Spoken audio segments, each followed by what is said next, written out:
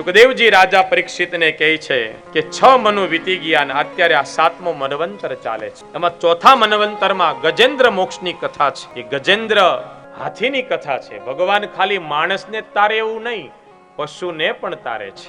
અને એ ગજેન્દ્ર પોતાના પરિવાર સાથે ત્રિકૂટ નામના પર્વતમાં રહે છે.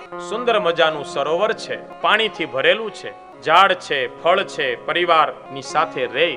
એમાં ગજેન્દ્ર હાથી એક વખત પરિવાર સાથે પાણી પીવા માટે સરોવરમાં જાય અને એ સરોવરની અંદર પાણી પીધા પછી હાથી સૂંઢમાં પાણી ભરી ભરીને એકબીજાની ઉપર ઉડાડે અને એમાં એ સરોવર પાણીનું પણ પ્રાણી છે. હાથીનું બળ ઉપર ચાલે, પાણીમાં ન ચાલે.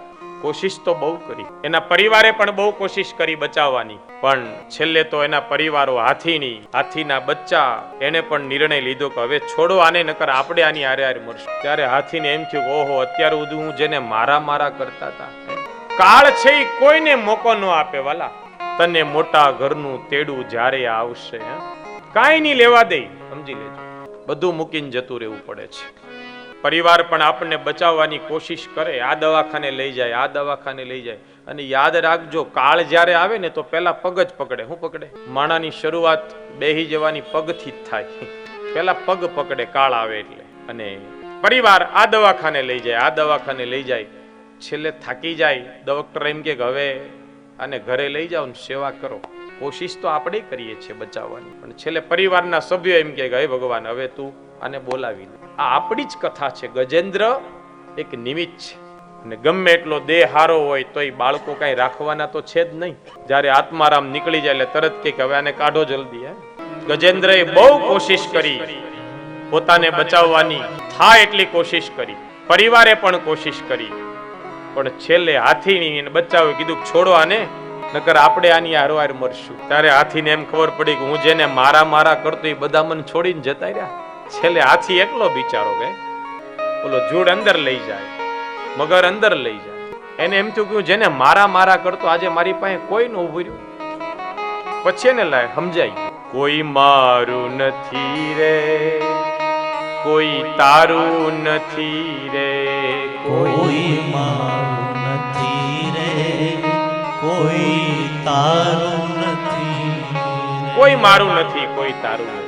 આપણે માનીએ ખાલી સગાવાલાને તું માને છે તારા, સગાવાલાને તું માને છે તારા, અંત સમય કોઈ થાશે ન તારા, અંત સમય કોઈ થાશે ન તારા.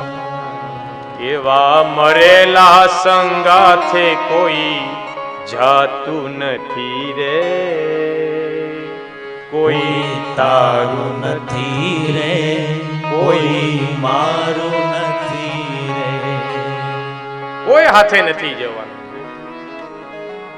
પછી હાથીને એમ થયું બધા જતા રહ્યા, ખાલી સૂંઢ બારી રહી ને એટલે છેલ્લે પછી એને યાદ આવ્યું કે હવે ભગવાન સિવાય કોઈ આમાં બચાવી શકે એમ છે.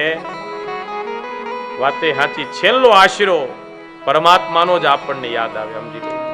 અને પછી એને ભગવાનને છેલ્લે યાદ કર્યા કે હે ગોવિંદ, હે પરમાત્મા, હવે મને બચાવી લે. છેલ્લે જ્યારે અંતરથી ભગવાનને યાદ કરે અને એ સમયે ભગવાન દ્વારકામાં શબ્દ ગયો, દ્વારિકા મેં શબ્દ ગયો, શોર ગયો ભારી.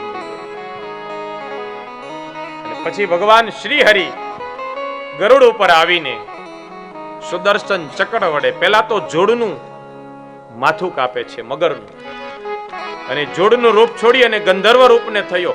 હુહુ નામનો ગંધર્વ હતો, પણ દેવલ ઋષિના શ્રાપથી એ જોડ બન્યો હતો. પોતાનું ગંધર્વ રૂપ છોડી દીધું અને જે હાથી હતો ગજેન્દ્ર, એના ઉપર ભગવાને આમાં હાથ મૂક્યો ને તો એ ઇન્દ્રદ્યુત નામનો રાજા હતો, પણ અગત્ય મુનિના શ્રાપથી હાથી બન્યો હતો.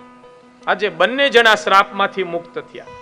અને એ સમયે ગજેન્દ્ર ભગવાનને પ્રાર્થના કરે કે પ્રભુ, પ્રાર્થના તો મેં કરી, પણ તમે આવીને પહેલા એને તાર્યો ને પછી મને તાર્યો. ત્યારે ભગવાને કીધું કે હું મારા ભક્તોને જે હેરાન કરે ને એને પહેલા મારું છું. મારા ભક્તોને જે હેરાન કરે ને પેલા મારું, અને જે મારા ભક્તોને પગે પડી જાય ને, પગે લાગે ને, એને હું પેલા મારું છું. તમે મારા ભક્તો છો, તમારો પગ એને પકડ્યો એટલે મારે પેલા એને તારવો પડ્યો. એટલા માટે જ આપણે સદગુરુના દર્શન કરીએ છીએ, એના પગ પકડીએ છીએ કે એના દર્શન માત્રથી આપણું કલ્યાણ થઈ જાય.